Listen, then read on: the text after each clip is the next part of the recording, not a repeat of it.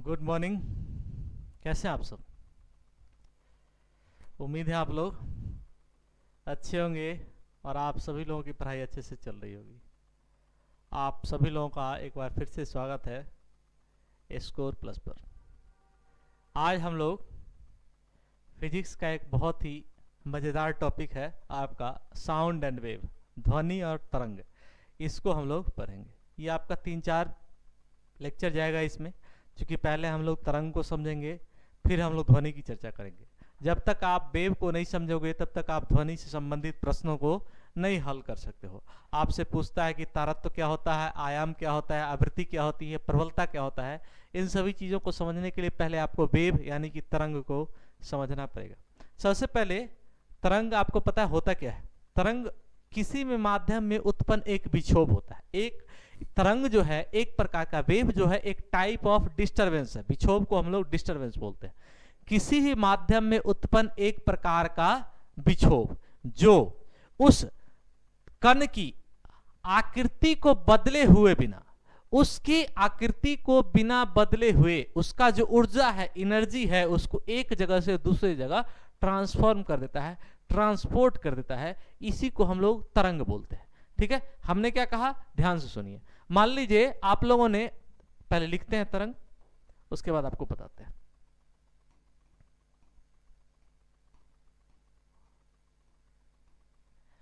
एक माध्यम में या फिर किसी माध्यम में उत्पन्न एक ऐसा विक्षोभ, किसी माध्यम में उत्पन्न एक ऐसा डिस्टरबेंस जिसके कारण क्या हुआ कि उसकी आकृति नहीं बदली। ठीक है, आकृति नहीं बदलेगी और उसका जो क्या है, उसकी जो ऊर्जा है उसको एक जगह से दूसरे जगह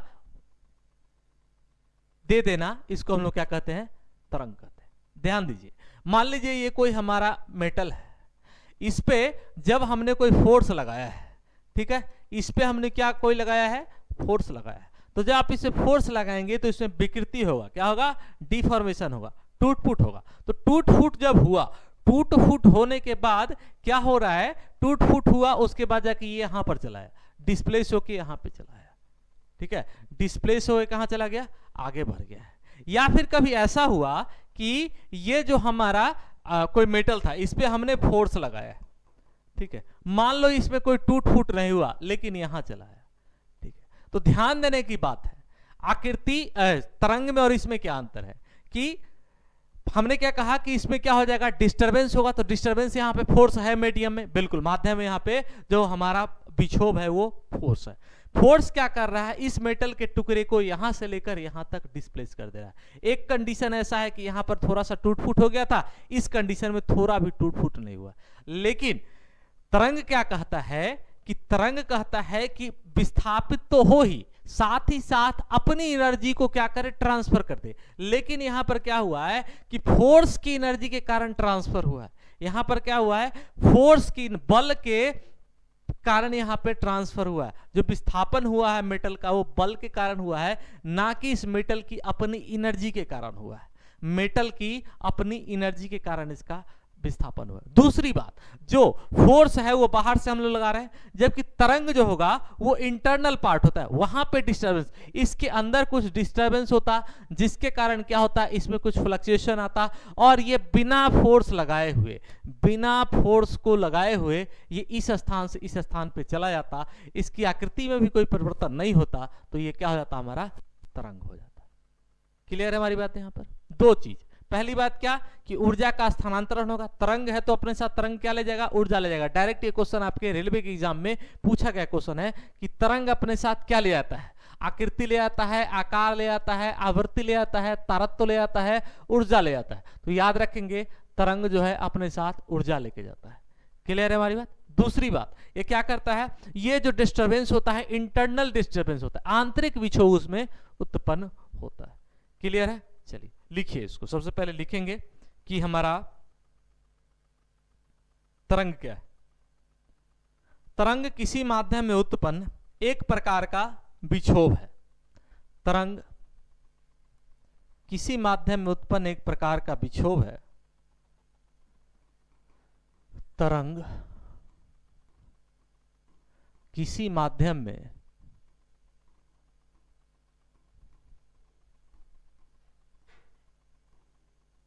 माध्यम में उत्पन्न एक प्रकार का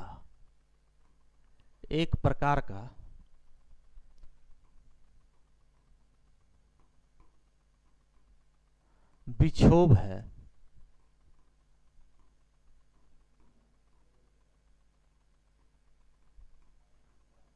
जो बिना स्वरूप को बदले, बिना स्वरूप को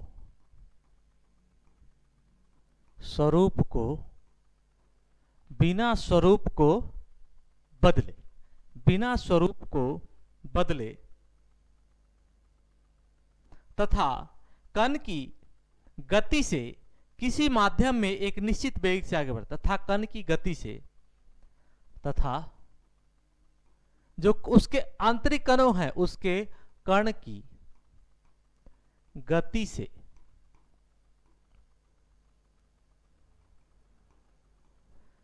गति से एक निश्चित माध्यम में, एक डिफिनिट मीडियम में, एक निश्चित माध्यम में बढ़ता है, निश्चित माध्यम में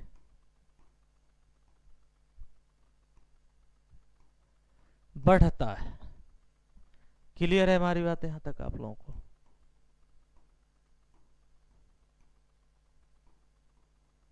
ठीक है, यहां तक आप लोग देख लीजिए, अच्छे से समझने का प्रयास करिए। हमने क्या कहा, तरंग जो होता है वो 3 प्रकार का तरंग होता है। ठीक है, टाइप्स ऑफ वेव, 3 प्रकार के तरंग होते हैं। ठीक है, types of wave, types of wave, तरंग के प्रकार। तरंग जो है वो 3 प्रकार का होता है। कौन कौन सा भाई, इसको भी हम लोग देख लेते हैं। ठीक है, देखते हैं ये कौन कौन सा प्रकार का तरंग है। सबसे पहले आप लोग लिखेंगे यांत्रिक तरंग, मैकेनिकल वेव्स। ठीक है, तरंग यांत्रिक या फिर प्रत्यास्थ तरंग, जिसको हम मैकेनिकल या फिर इलास्टिक वेव्स बोलते हैं। यांत्रिक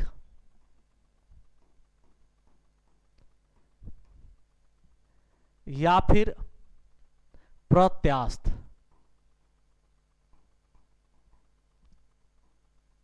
जिसको हम लोग मैकेनिकल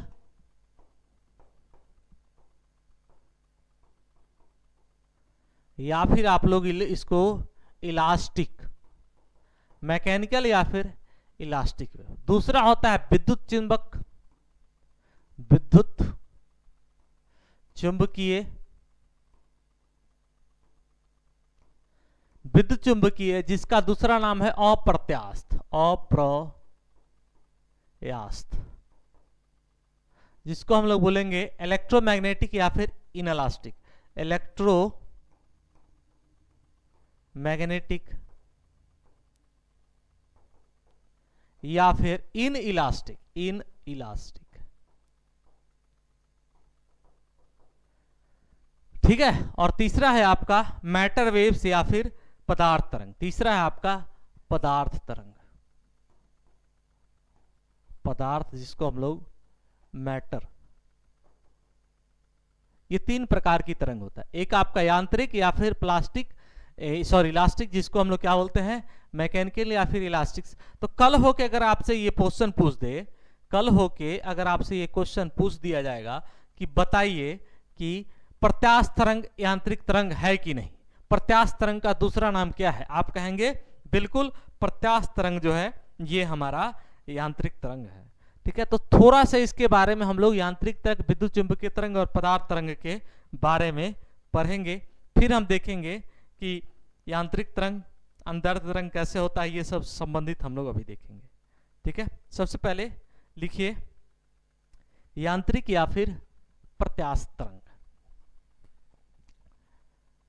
यांत्रिक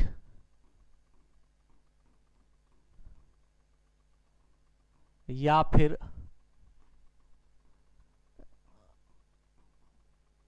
प्रत्यास्थ, मैकेनिकल या फिर इलास्टिक वेव्स। ठीक है, मैकेनिकल या फिर इलास्टिक वेव्स। वे तरंगे जिनके संचरण के लिए फिजिकल मीडियम अति आवश्यक है, जिनके संचरण के लिए भौतिक माध्यम अति आवश्यक है, जिनके संचरण के लिए, जिनके संचरण के लिए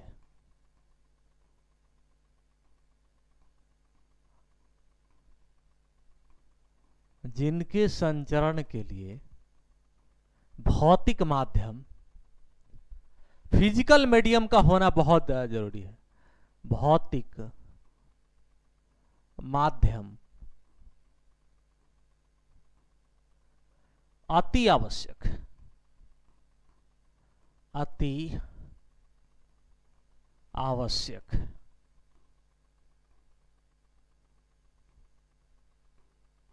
इसको हम लोग क्या बोलते हैं? यांत्रिक या फिर प्रत्यास्थ तरंग बोलते हैं।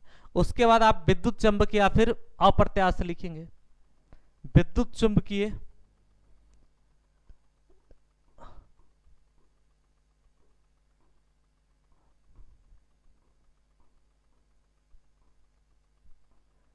विद्युत चुंबकीय या फिर अप्रत्यास्थ, विद्युत चुंबकीय या फिर अप्रत्यास्थ।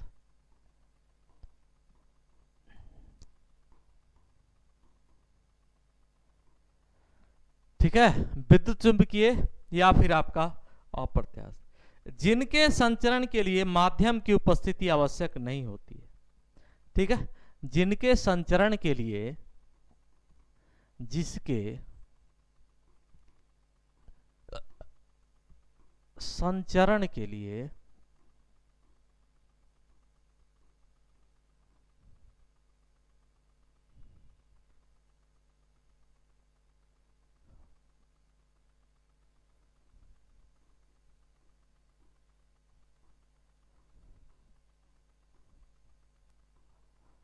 जिनके संचरण के लिए माध्यम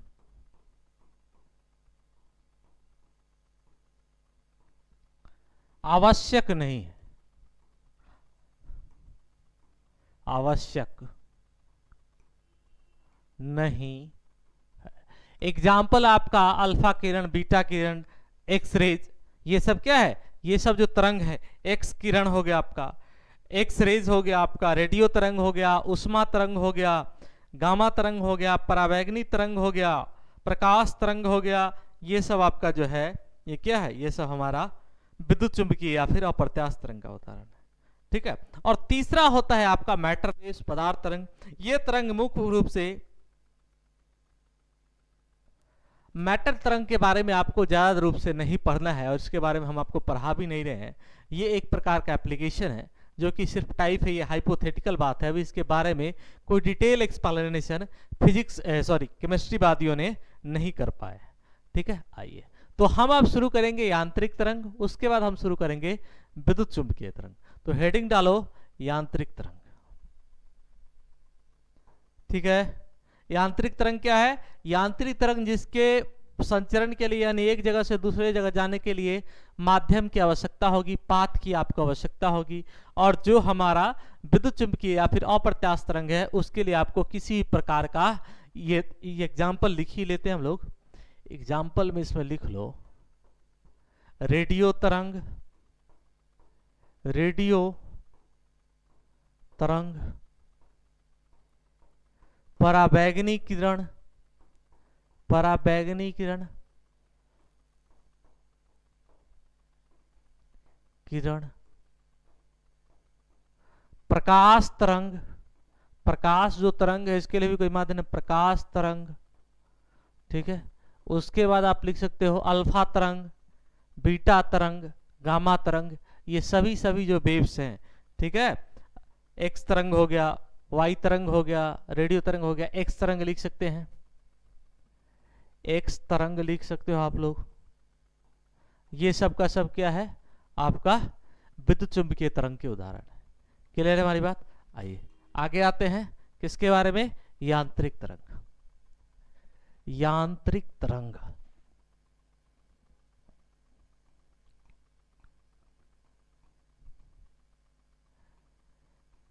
यांत्रिक तरंग।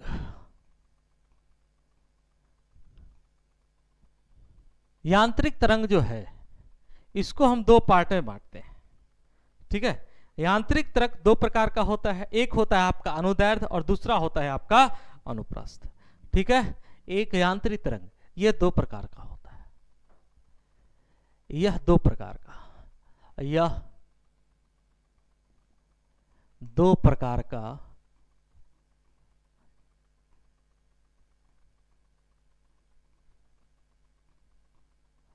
होता है, यह दो प्रकार का होता है। क्लियर है।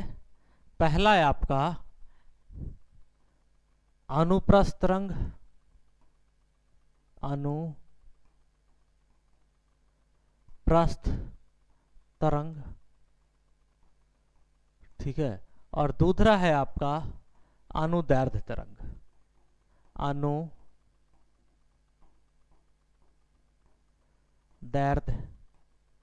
तरंग। उदाहरण आप ध्वनि का लिख सकते हैं, ध्वनि जो है हमारा, साउंड जो है हमारा, और इसका उदाहरण आप प्रकाश लिख सकते हैं, ठीक है। क्लियर हमारी यह बात यहां तक आप लोग एक बार थोड़ी सी समझेंगे, 2 मिनट का टाइम दीजिए, फिर हम आगे की ओर बढ़ते हैं।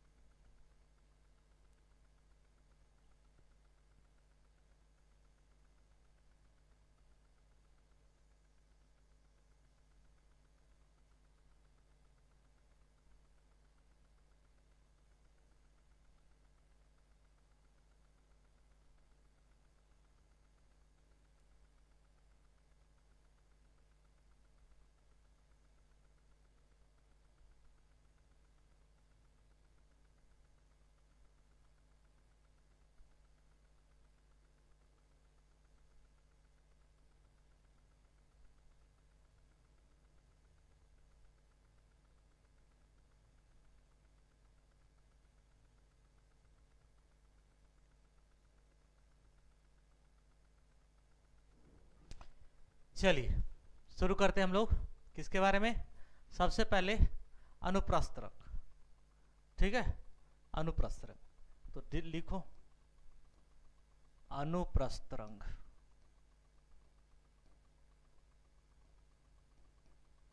अनुप्रस्थ तरंग। अब ये अनुप्रस्थ तरंग क्या होता है इसके बारे में आप लोगों को लिखना है, ठीक है। अनुप्रस्थ तरंग के बारे में, वे तरंग जिनमें माध्यम के कण, लिखो, वे तरंग जिनमें माध्यम के कण तरंग के चलने की दिशा के लंबवत होते हैं, वे तरंग जिनमें माध्यम के कण, माध्यम के कण वे तरंग जिनमें माध्यम के कण तरंग के चलने के दिशा के लंबवत होते हैं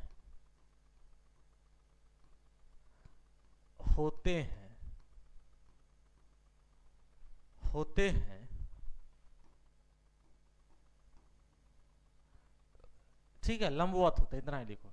देखो ये हमारा तन का डायरेक्शन है, क्या है हमारा है, ये हमारे तरंग का गति, ठीक है। आप देखिए ये कुछ इस प्रकार से कण है, यहां पर हमारा होगा कण होगा, एक कण यहां पर है, या फिर आप इसको ऐसे करें,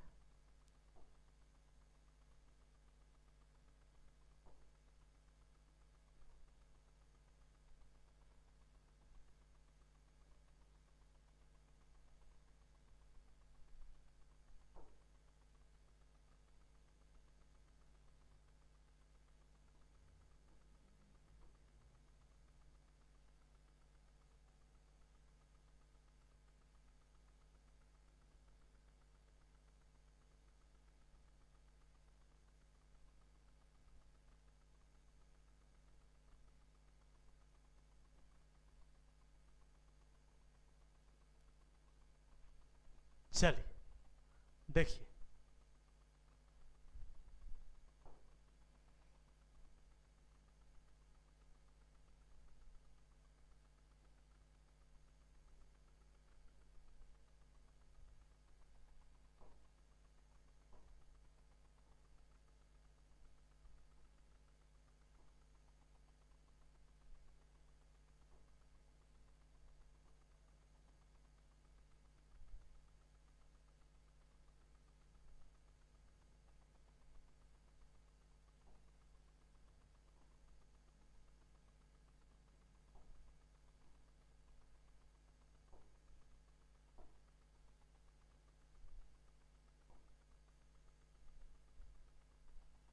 मान लो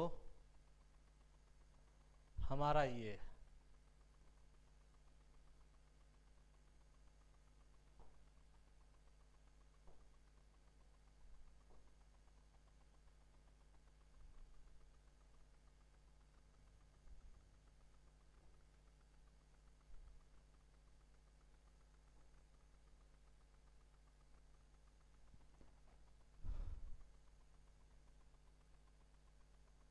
ठीक है। अब आइए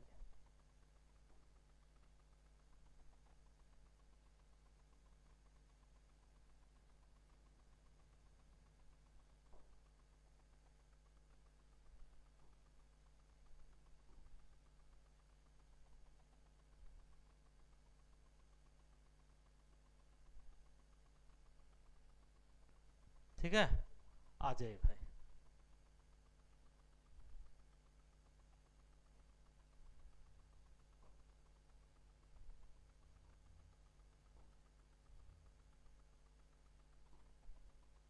आ जाओ, तरंग है अनुप्रस्थ तरंग चल रहा था हमारा, क्या चल रहा था, अनुप्रस्थ तरंग।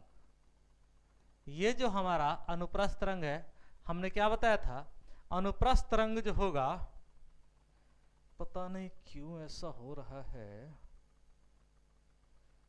आजा यार करके देखते हैं थोड़ा सा।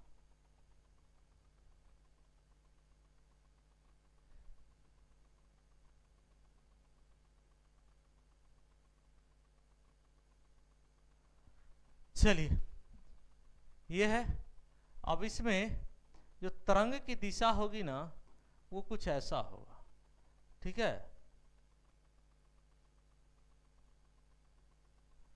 ठीक है, कुछ ऐसी हमारी दिशा।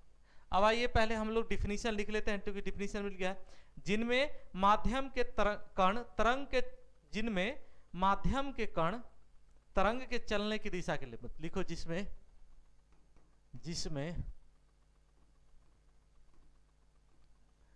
माध्यम के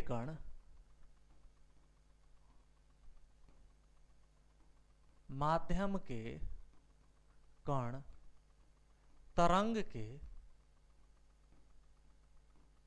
चलने की दिशा के लंबवत, तरंग के चलने की दिशा के लंबवत। ठीक है, तो इसको हम लोग अनुप्रस्थ तरंग बोलेंगे। ठीक है, इसको हम लोग क्या बोलेंगे? अनुप्रस्थ तरंग बोलेंगे। देखिए ये जो आप देख पा रहे हैं ये हमारा है तरंग, ठीक है, और ये जो आप देख पा रहे हैं इसको हम लोग बोलेंगे गर्त। ठीक है, इसको हम लोग क्या बोलेंगे? गर्त बोलेंगे। क्लियर हमारी बात है यहां पर आप लोगों को? ठीक है, ये जो ऊपर वाला पार्ट है ये है हमारा सरिंग, ऊपर वाले पार्ट को तरंग, नीचे वाले पार्ट को सरिंग, ये हमारा गर्त आ गया। ठीक है, और ये दो सरिंग या फिर दो तरंग गर्त के बीच की दूरी को हम लोग तरंग दैर्ध्य बोलते हैं। ये जो पार्ट है इसको हम लोग बोलेंगे भैया, इसको हम लोग बोलेंगे तरंग दैर्ध्य, तरंग दैर्ध्य। ठीक है, ये भी हमारा दो के गर्त के बीच की दूरी भी हमारी तरंग दैर्ध्य है। क्लियर है हमारी बात यहां तक? अच्छे से देख लीजिए, समझ लीजिए हमने क्या कहा। ठीक है, चलो क्लियर है हमारी बात यहां तक आप लोग? चलिए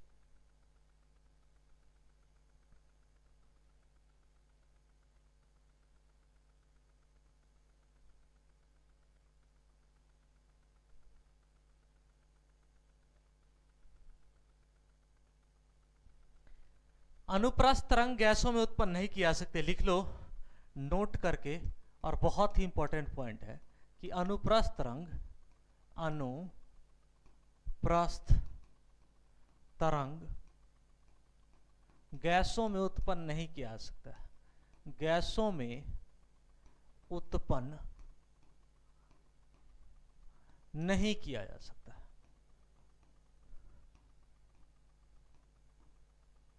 अनुप्रस्थ तरंग गैसों में उत्पन्न नहीं किया जा सकता है। क्लियर है हमारी बात? यहां तक आप लोगों ने लिख लिया जाए अनुप्रस्थ तरंग के बारे में? ठीक है, चलिए एग्जाम्पल हमने बता ही दिया था। प्रकाश क्या है? अनुप्रस्थ तरंग है। ठीक है, प्रकाश क्या है हमारा? अनुप्रस्थ तरंग। एग्जाम्पल में लिख सकते हो आप लोग, प्रकाश एक अनुप्रस्थ तरंग का, अनुप्रस्थ तरंग का उदाहरण है।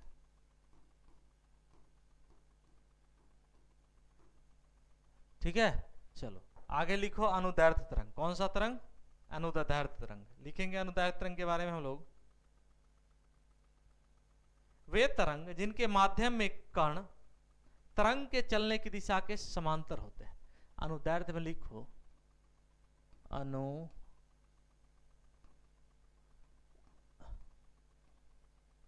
अनुदैर्ध्य तरंग। इसके बारे में लिखिए, वे तरंग जिनमें माध्यम के कण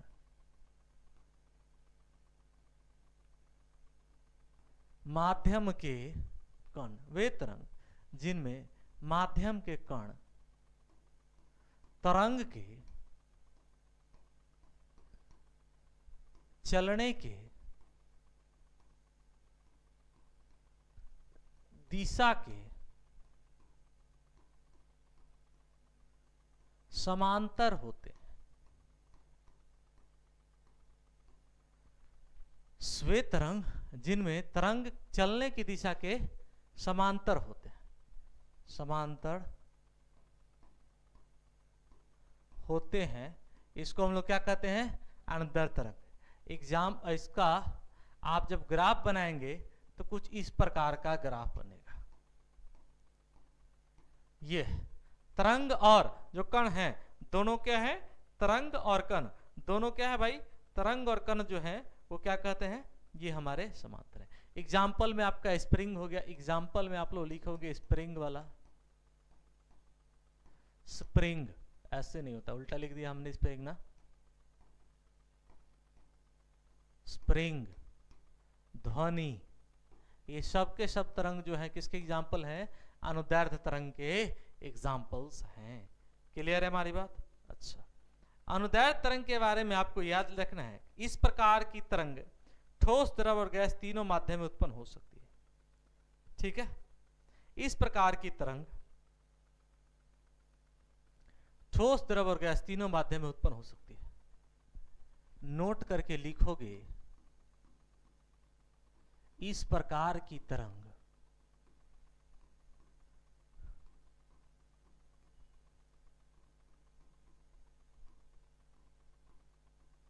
ठोस, द्रव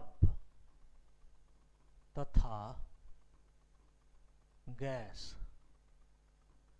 तीनों माध्यम में उत्पन्न हो सकती है। तीनों माध्यम में उत्पन्न हो सकती है।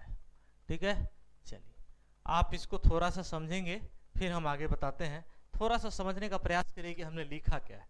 ठीक है, आगे हम लोग बढ़ते चलेंगे, इसको हम लोग आगे की ओर।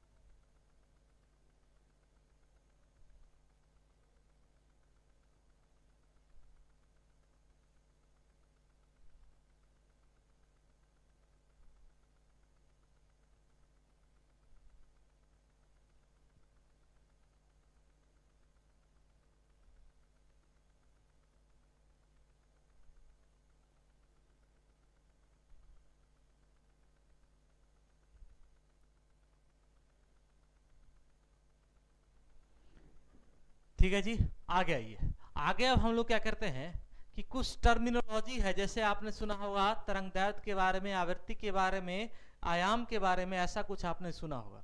तो इन सभी चीजों की चर्चा हम लोग करते हैं। तो सबसे पहले पॉइंट, कुछ परिभाषाएं, कुछ परिभाषा,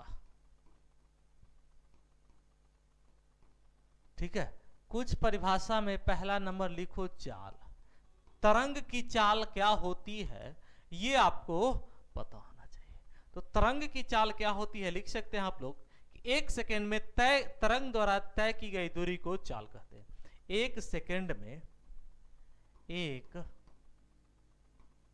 सेकेंड में तरंग द्वारा तय की गई दूरी, तय की गई दूरी, ये इंपॉर्टेंट नहीं है। पूछता है कि चाल बराबर क्या होता है, तो तरंग की चाल बराबर होता है आवृत्ति इंटू तरंग दैर्ध्य। तरंग चाल, तरंग की चाल बराबर, यहां से एक प्रश्न आपका एग्जाम में आया भी है और आएगा भी। तरंग की चाल बराबर होता है आवृत्ति गुणे तरंग दैर्ध्य, तरंग दैर्ध्य। ठीक है हमारी बात। इसको आप लोग नोट अच्छे से करिएगा, इसको हाईलाइट करके रखिएगा। जब हम आपको न्यूमेरिकल्स बताएंगे तो यहाँ इसकी कई बार जरूरत पड़ने वाली है। चाल आपका क्लियर हो गया। चाल के बाद आप आइए किस पर, चाल के बाद हम आते हैं हम लोग आयाम पर कि आयाम क्या होता है, जिसको हम लोग एम्पलीट्यूड बोलते हैं। दूसरा नंबर लिखो आयाम। आयाम क्या होता है, जिसको हम लोग एम्पलीट्यूड बोलते हैं। इंग्लिश में क्या बोलते हैं भैया, एम्पलीट्यूड। ये होता क्या है, एटीट्यूड नहीं, एम्पलीट्यूड।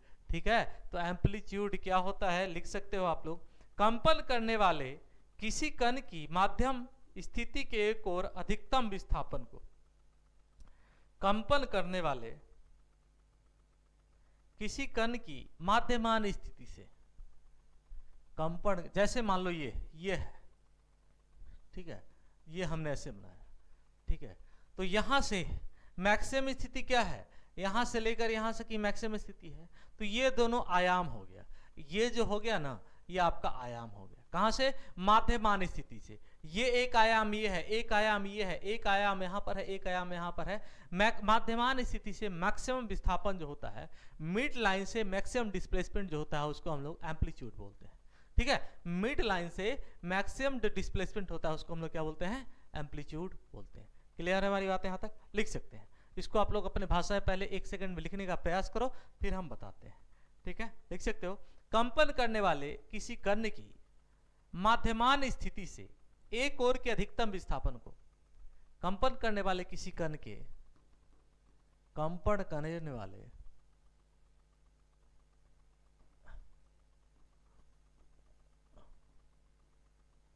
कंपन करने वाले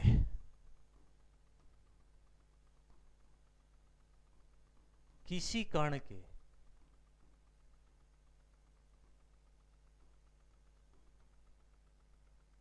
कंपन करने वाले किसी कण के माध्यमान स्थिति से, माध्यमान स्थिति से एक ओर अधिकतम विस्थापन को, अधिकतम विस्थापन को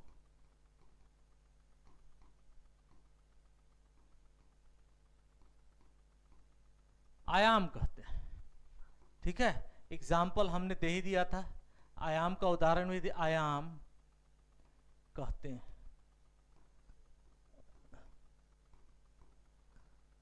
ठीक है, आयाम कहते हैं।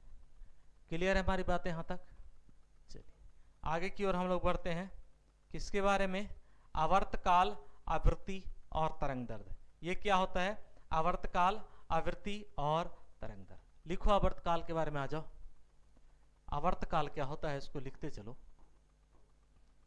आवर्तकाल,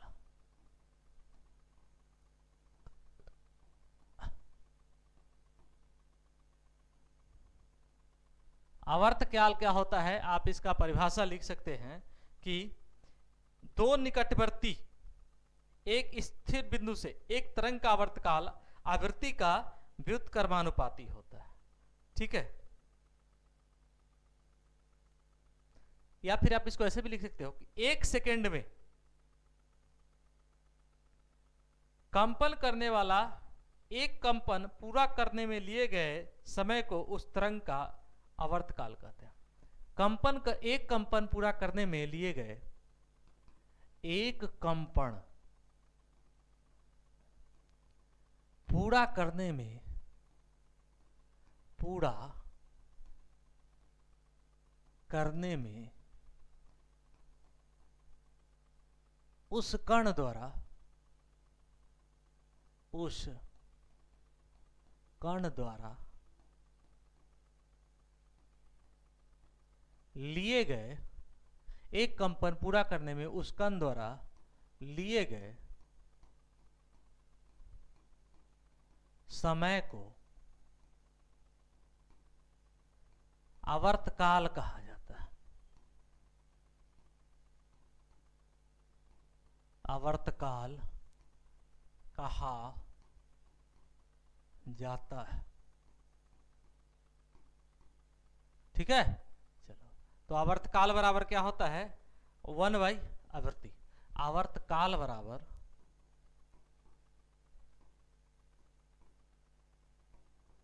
आवर्तकाल बराबर होता है 1/आवृत्ति। ठीक है, ये सब का सब जो एक लिखा हुआ है आपके, क्लियर है। आवर्तकाल हो गया, आवर्तकाल के बाद आपका क्या बचता है आवृत्ति।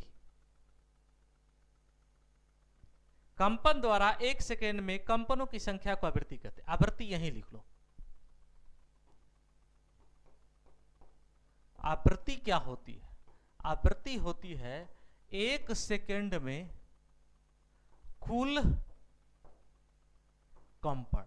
1 सेकेंड में कितना कंपन हुआ है उसको हम लोग आवृत्ति करते हैं। ठीक है, और वो जो आवृत्ति 1 सेकेंड में कण द्वारा किया गया कितना कंपन होगा उसको हम लोग क्या कहेंगे आवर्तकाल कहेंगे। क्लियर है, आवृत्ति भी क्लियर, आपका आवर्तकाल भी क्लियर। और उसके बाद आप लोग देख लीजिए किसके बारे में, तरंग दैर्ध्य। तरंग दैर्ध्य 2 श्रृंग से लेकर 2 गर्त के बीच की दूरी को हम लोग क्या करते हैं तरंग दैर्ध्य कहते हैं। क्लियर है हमारी बात यहाँ पर आप लोगों को। 2 तरंग दैर्ध्य, 2 श्रृंग और तरंग दैर्ध्य को लिख भी सकते हो आप। देखिए ये हमारा क्या है,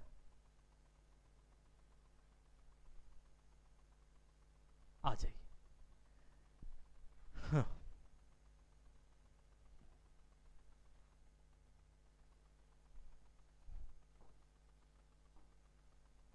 देखो इस पे आओ, इसको हम लोग बोलते हैं गर्त। ये भी हमारा गर्त है।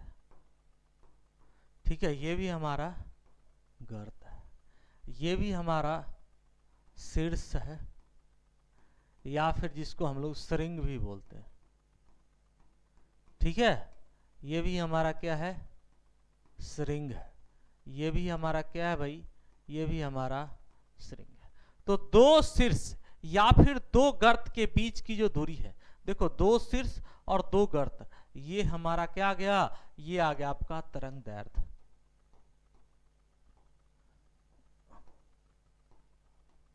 दो शीर्ष या फिर 2 गर्त, ये भी आपका है क्या तरंग दैर्ध्य। अब आयाम क्या है देखिए, maximum displacement, maximum displacement, maximum displacement, ये है हमारा आयाम। ठीक है, 1 सेकेंड में कितना कंपन हुआ, मान लीजिए 1 सेकेंड में 3 कंपन हो गया, तो ये हो गया हमारी आवृत्ति। ठीक है, चलो टाइम जो लगा हमारा हो गया वो आवर्तकाल। आज के लिए इतना ही रहेगा, इससे आएगी क्लास को हम लोग कल कंटिन्यू करने वाले हैं। तब तक के लिए आप लोगों का थैंक यू, जय हिंद।